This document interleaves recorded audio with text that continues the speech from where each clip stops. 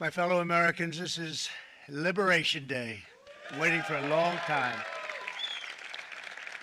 April 2nd, 2025 will forever be remembered as the day American industry was reborn, the day America's destiny was reclaimed, and the day that we began to make America wealthy again. We're going to make it wealthy, good and wealthy. For decades, our country has been looted, pillaged, raped, and plundered by nations near and far, both friend and foe alike. American steel workers, auto workers, farmers, and skilled craftsmen, we have a lot of them here with us today. They really suffered gravely. They watched in anguish as foreign leaders have stolen our jobs, foreign cheaters have ransacked our factories, and foreign scavengers have torn apart our once beautiful American dream. We had an American dream that you don't hear so much about. You did 4 years ago, and you are now, but you don't too often, and for many years and decades even, you didn't hear too much about. Our country and its taxpayers have been ripped off for more than 50 years, but it is not going to happen anymore. It's not going to happen. In a few moments, I will sign a historic executive order instituting reciprocal tariffs on countries throughout the world. Reciprocal, that means they do it to us and we do it to them. Very simple, can't get any simpler than that. This is one of the most important days, in my opinion, in American history. It's our declaration of economic independence. For years, hardworking American citizens were forced to sit on the sidelines as other nations got rich and powerful, much of it at our expense. But now it's our turn to prosper, and in so doing, use trillions and trillions of dollars to reduce our taxes and pay down our national debt, and it'll all happen very quickly. With today's action, we are finally going to be able to make America great again, greater than ever before.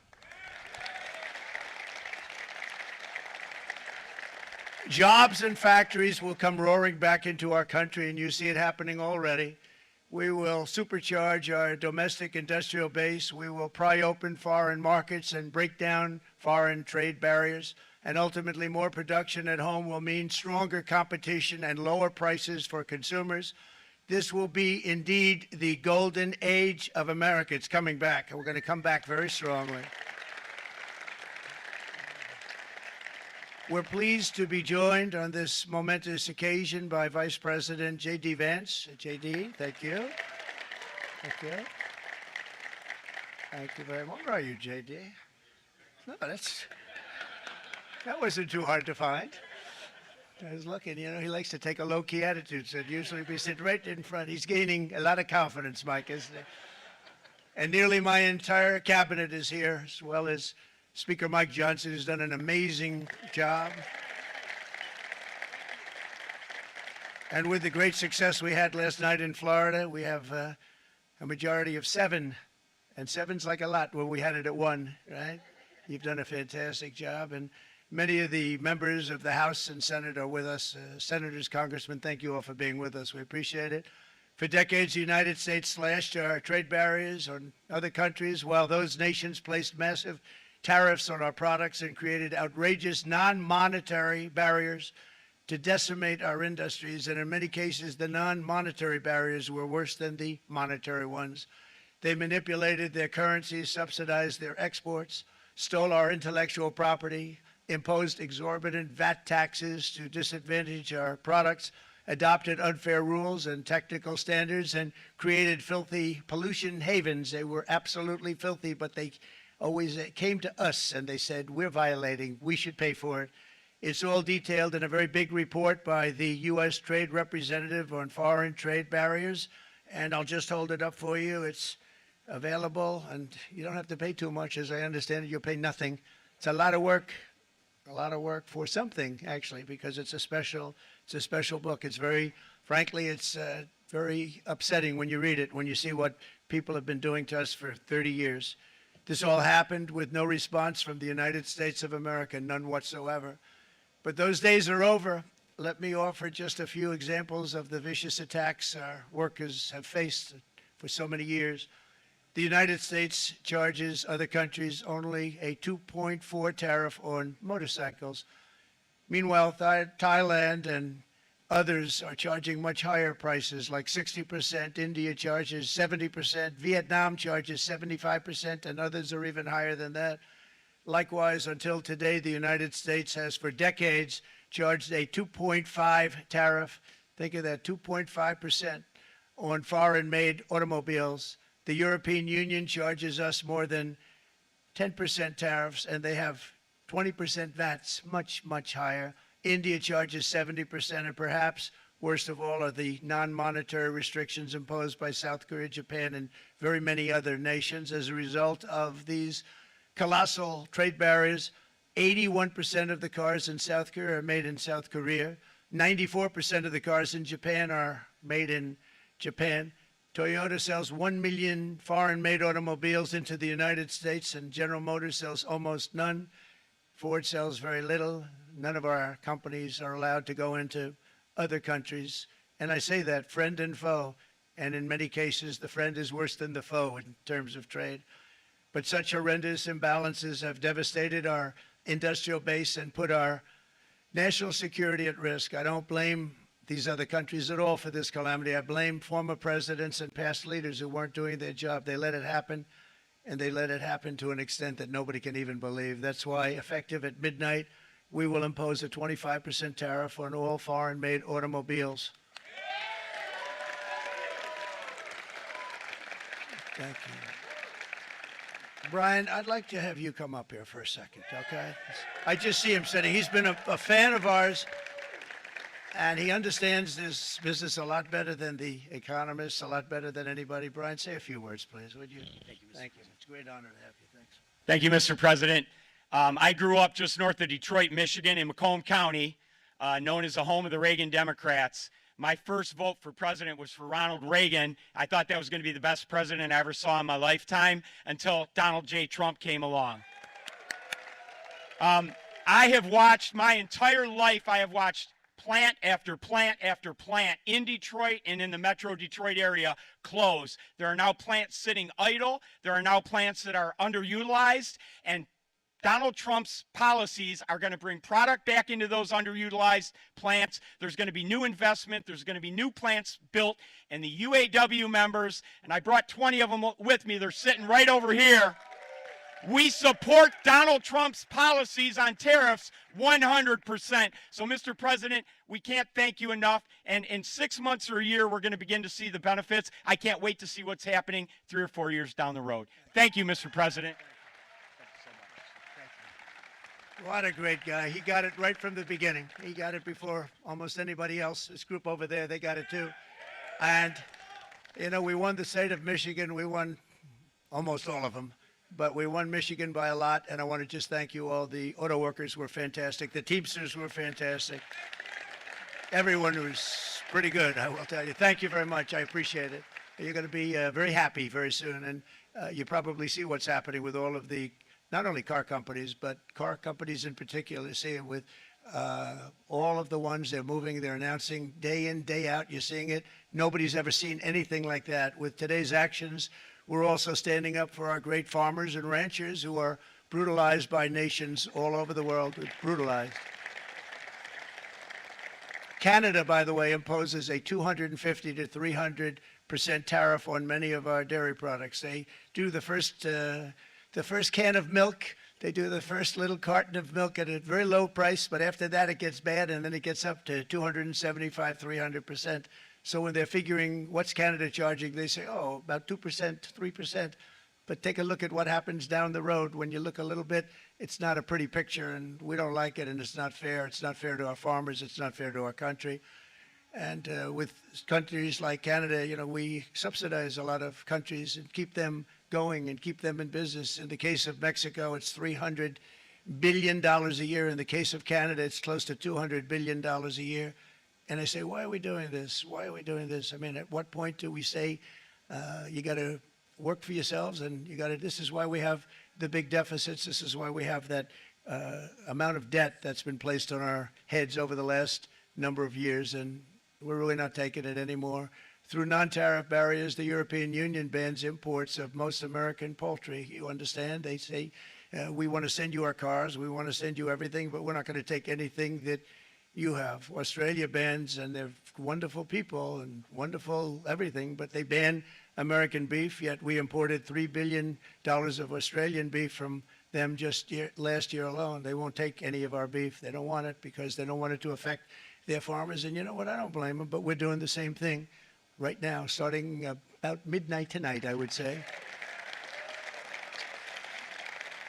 And China charges American rice farmers an overquota, it's called, a tariff rate of 65%. South Korea charges 50, actually they charge different, from 50% to 513%. And Japan, our friend, charges us 700%. But that's because they don't want us selling rice and other things. Who can blame them, Madam Secretary? Agriculture, great job you did on eggs, by the way. The egg prices came down 50%.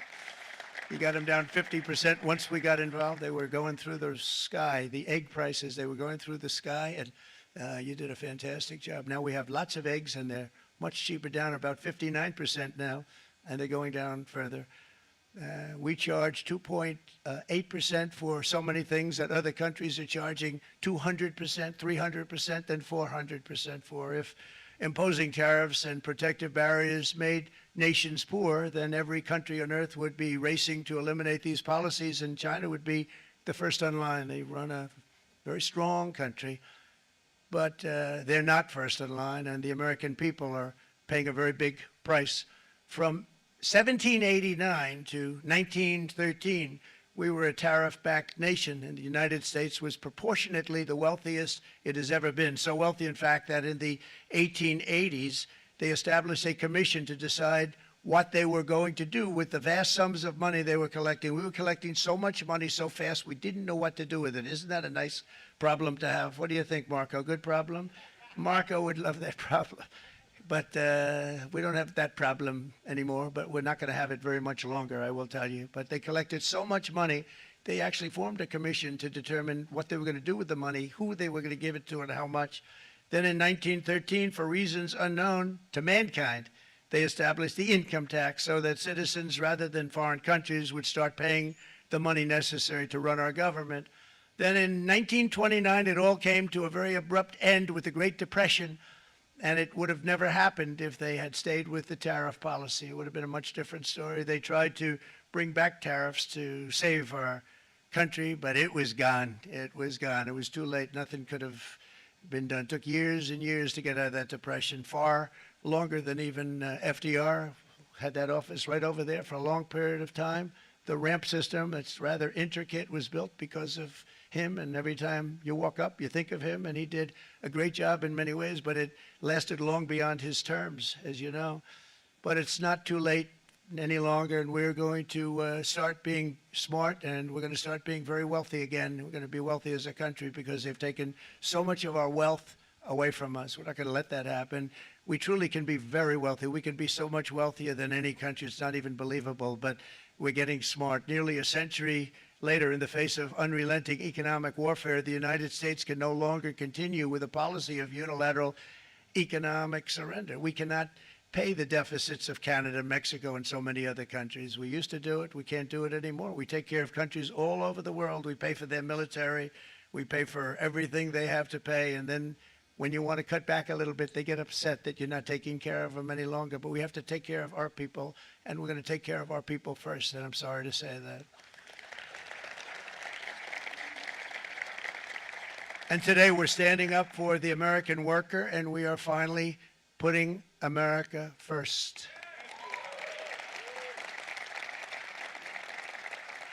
In Sleepy Joe Biden's last year in office, the United States hemorrhaged 100,000 manufacturing jobs, and the number was going through the roof at levels never seen before.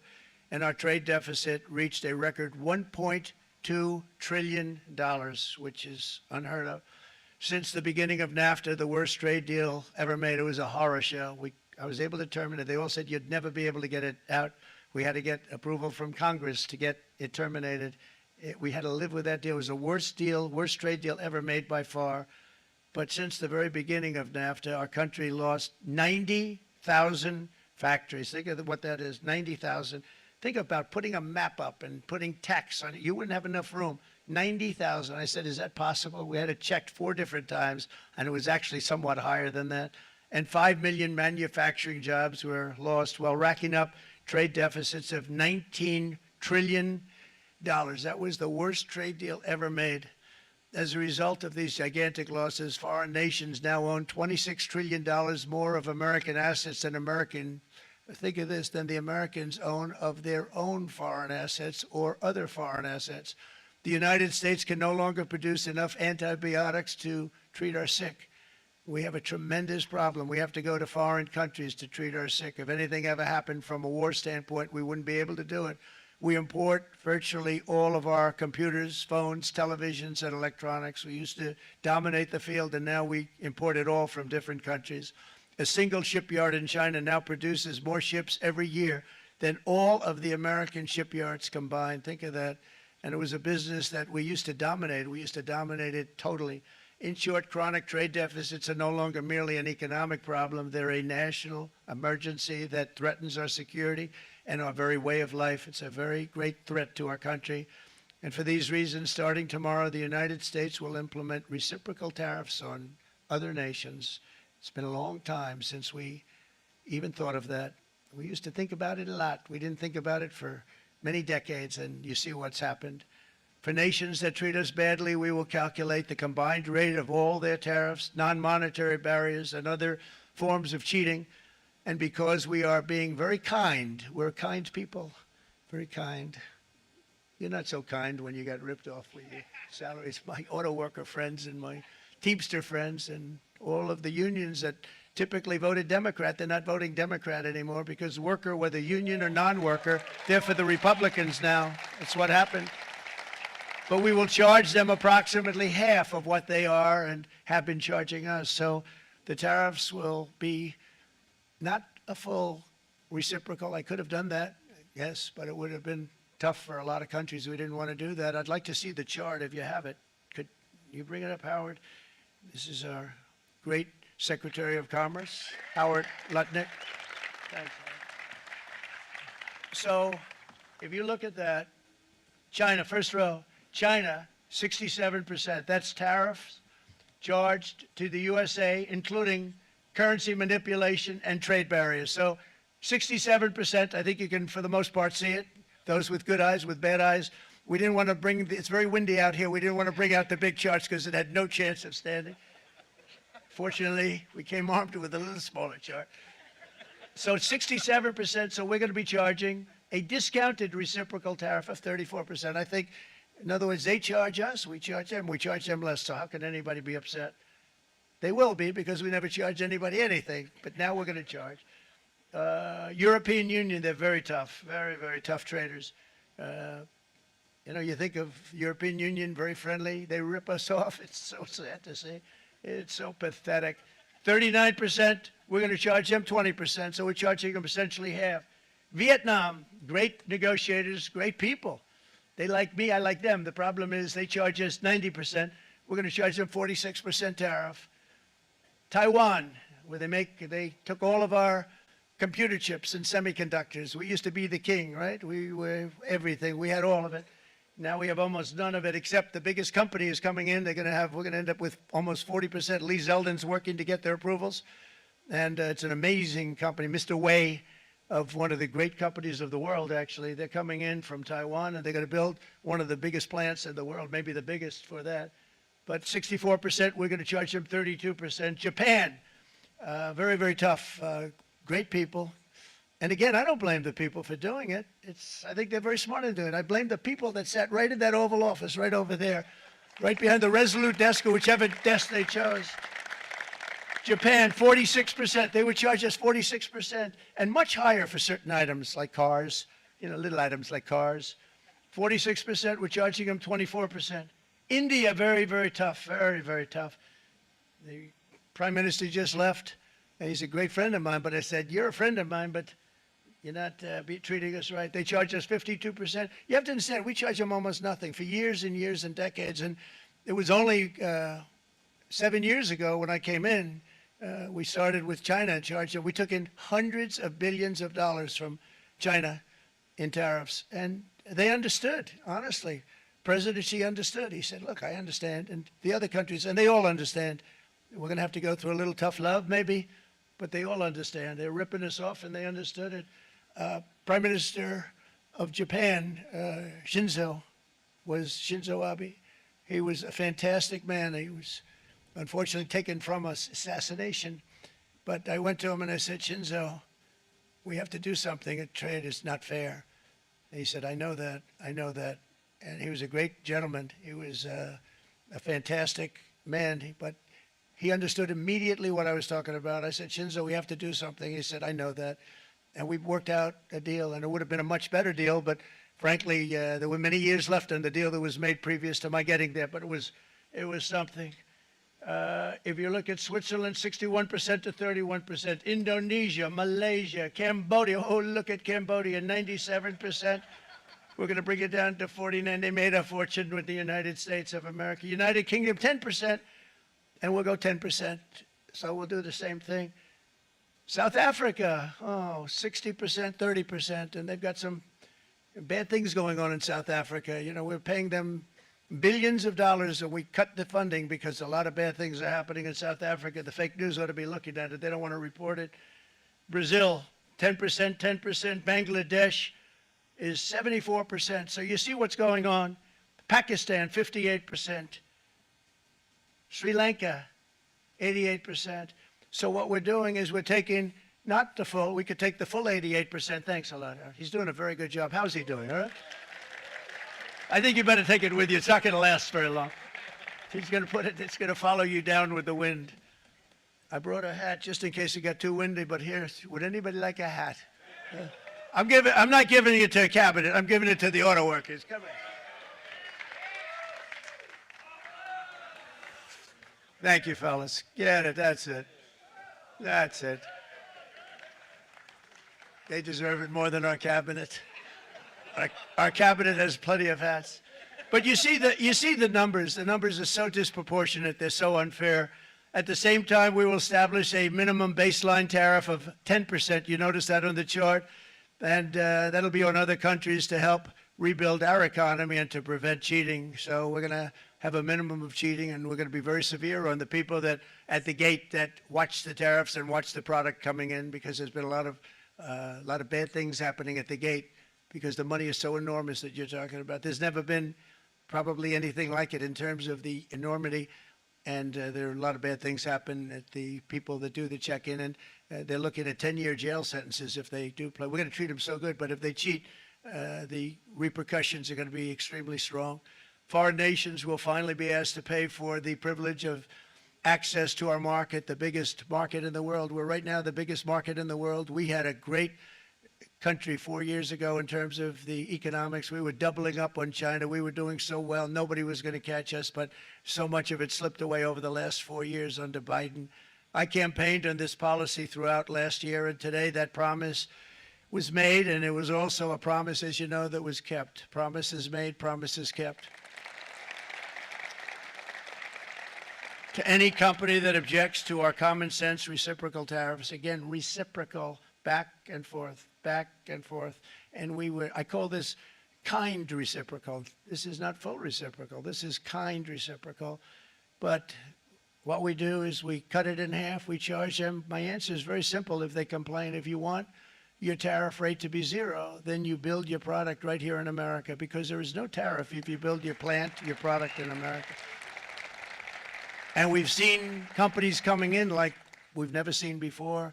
Likewise to all of the foreign presidents, prime ministers, kings, queens, ambassadors, and everyone else who will soon be calling to ask for exemptions from these tariffs. I say, terminate your own tariffs, drop your barriers, don't manipulate your currencies. They manipulate their currencies like nobody can even believe, which is a bad, bad thing and very devastating to us. And start buying tens of billions of dollars of American goods. Tariffs give our country protection against those that would do us economic harm. And many people were looking to do us economic harm. Maybe not so obviously, but they were doing tremendous economic harm. But even more importantly, they will give us growth. These tariffs are going to give us growth like you haven't seen before. And it'll be something very special to watch. I am so looking forward. And Brian, it's going to happen even faster than you said. You know, you might say, but it's already started. It's already started. Work's already begun on plants all around the country, and you see that as before. These are big, rich companies. We have $61 billion started on a big plant going up. It's going to be announced over the next 2 days, and they already started work. Many of these the biggest companies in the world, they've committed to build, build, build. We're going to build, build, build, sir. And they came here to see me, and they wanted to know if they could have a press conference. I do as many as I can. I'm pretty busy trying to stop Russia and Ukraine and the Middle East. We got to stop that. We got to stop the Houthis, which we're making tremendous. They like shooting ships down and out of the water, sinking ships. They get a kick out of it, but they're not getting such a kick out of it now, are they, Mr. Secretary? They're not getting such a kick out of that now. But here are just a short list of some of the companies that have already announced and committed to investment. And this is a company that built its factories and its plants in China. Apple is going to spend $500 billion. They never spent money like that here. They're going to build their plants here. SoftBank, OpenAI, and Oracle, great companies, are investing $500 billion almost immediately. NVIDIA, a hot company, is investing hundreds of billions of dollars. They just announced. TSMC, the biggest, most important company in the world of chips from Taiwan, with no investment from us, is investing $200 billion. And they said the reason was, number one, the election of November 5th, and number two, the tariffs. They don't want to pay the tariffs, and the way they're not paying it is to build their plant here. So we're going to go from almost no percentage. We used to have 100% of the chip market. Now it's all in Taiwan. Almost all of it's in Taiwan, a couple of other countries, but mostly in Taiwan. And think of it, we had 100%. We lost it because of people in that office that didn't do their job. They allowed it to be stolen from us.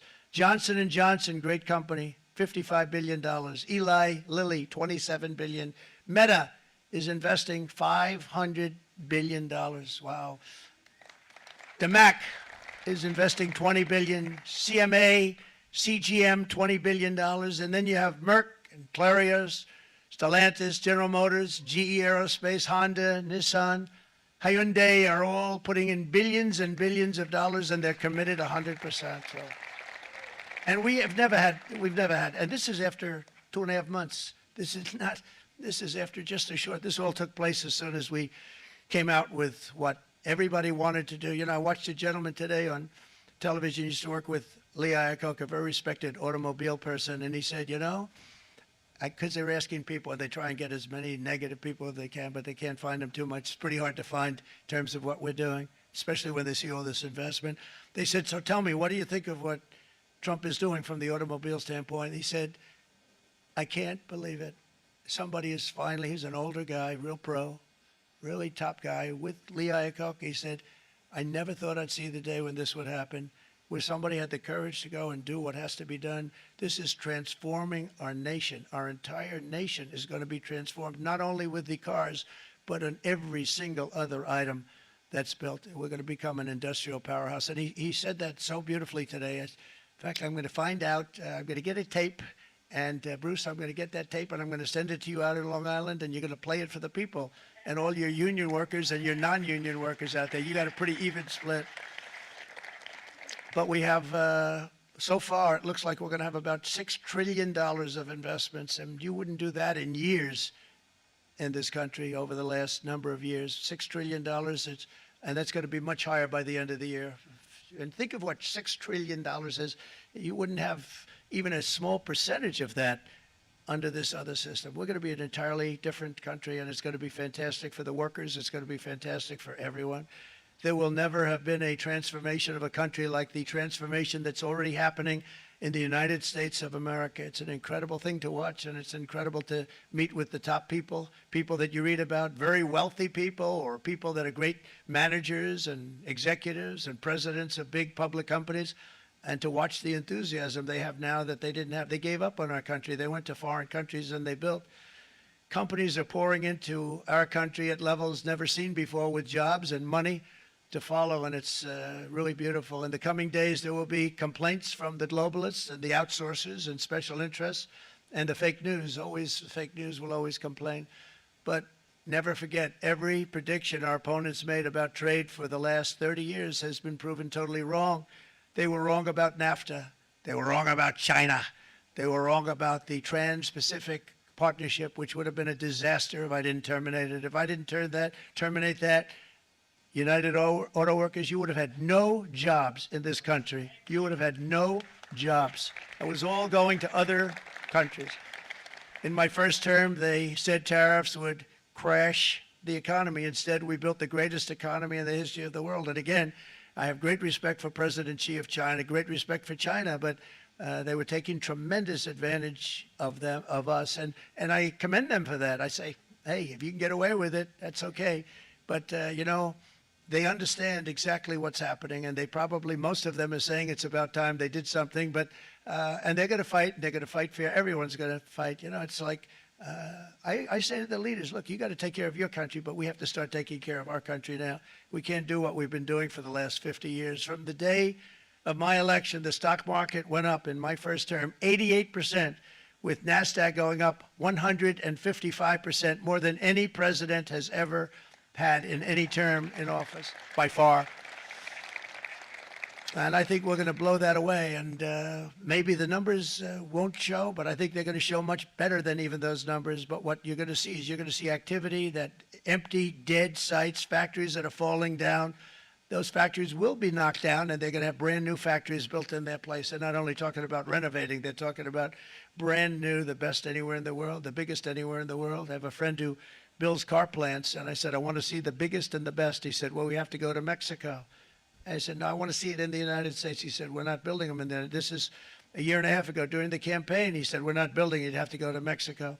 When I was starting to decide to run, and I went to number one in the polls very rapidly, I want to say, like let's say in the first hour, and then shortly thereafter, it looked like I was going to win, and the fake news was saying, oh, no, don't do this. What they don't know is if I didn't win, they would have really been in trouble, because nobody wants to read them anyway.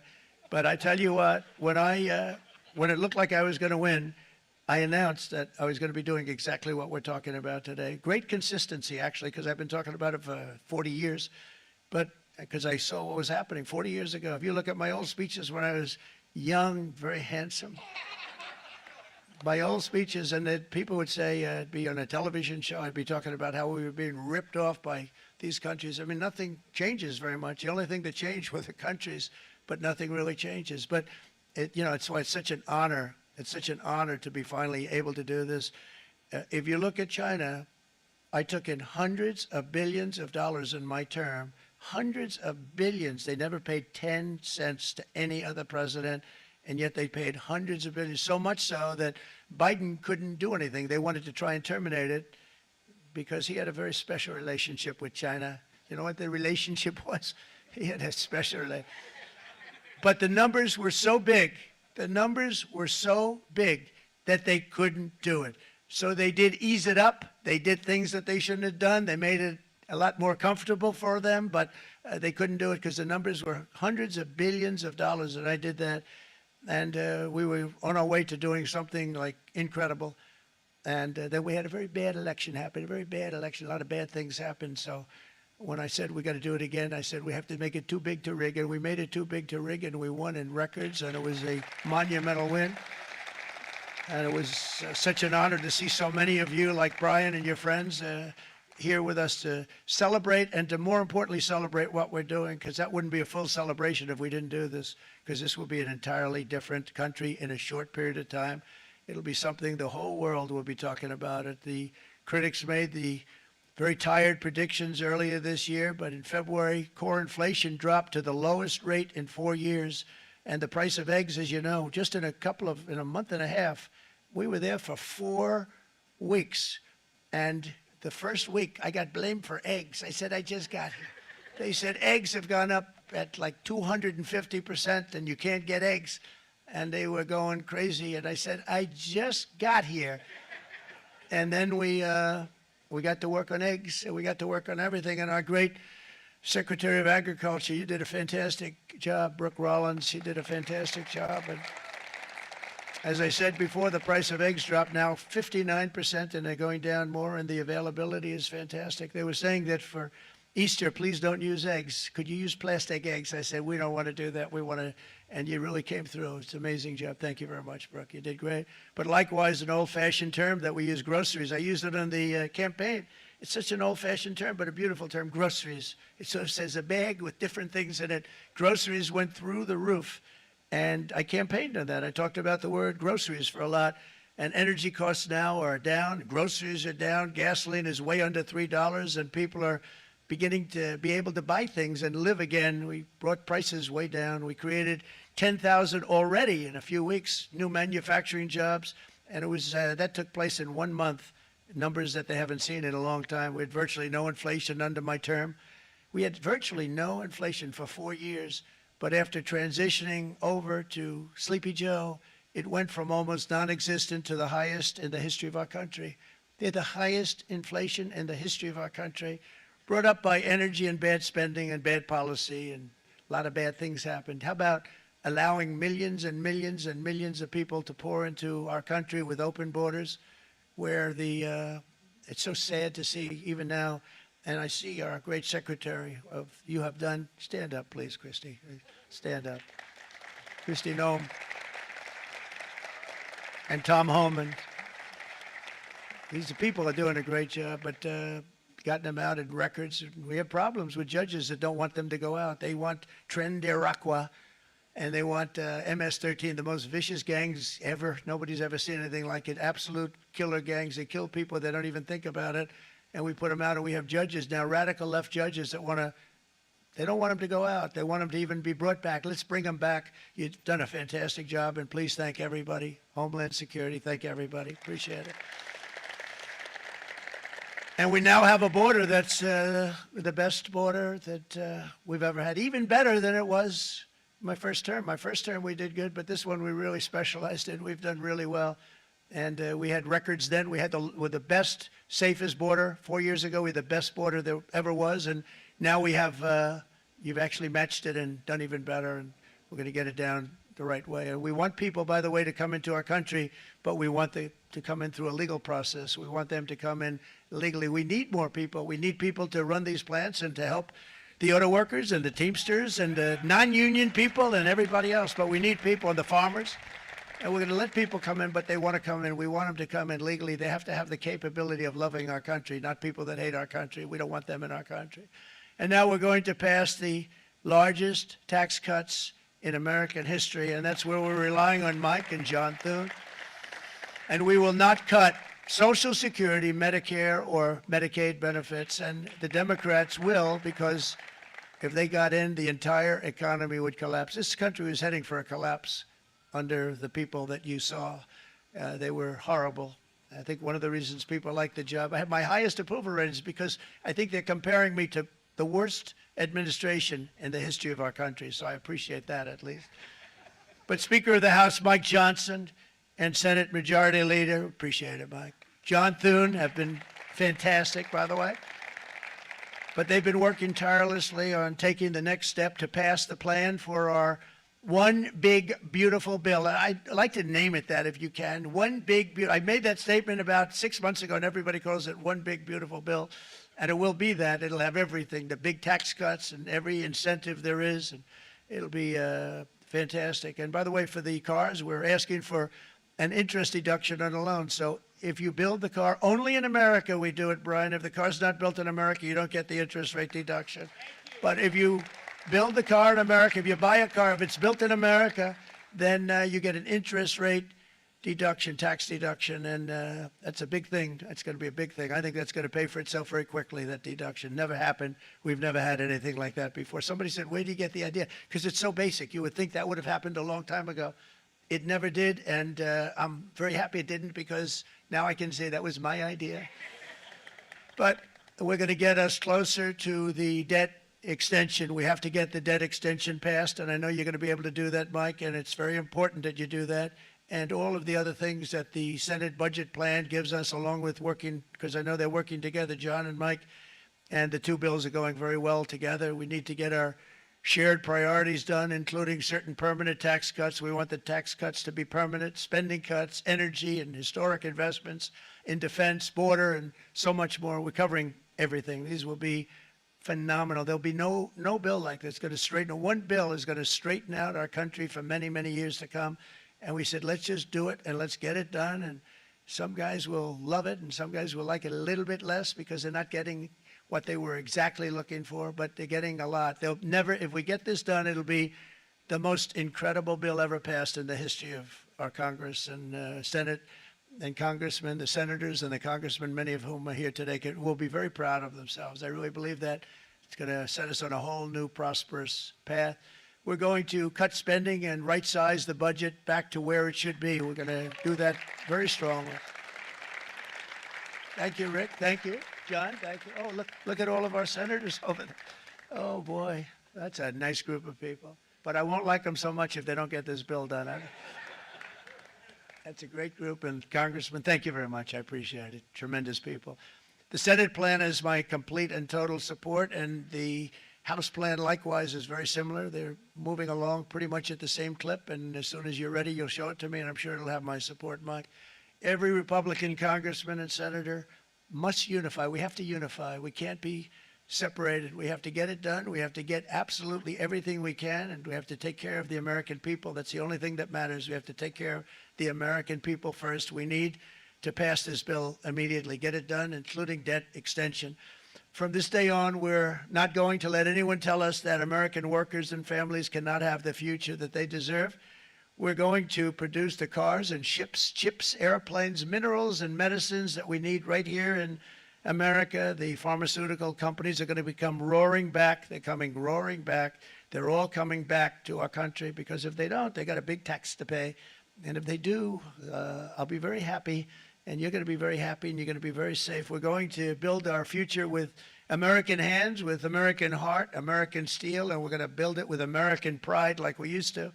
We're approaching our 100th day as president and have been given credit by a lot of people, actually, even some of the fake news. Can you believe it? Which in this case hopefully isn't fake, for having done more in that time than any other administration in the history of our country in the first 100 days. I think we've had an amazing in terms of what we've done, what we've gotten accomplished. I'd like to see if we can get that war ended and another war from not starting in the Middle East. We have to get Russia. They're losing 2,000 on average, 2,500 people a day, young people, soldiers, Russian. Think of that, 2,500 through some days, but on average, probably over about a 1 week period, it's 2,712, they say. They're losing those soldiers. They're dying.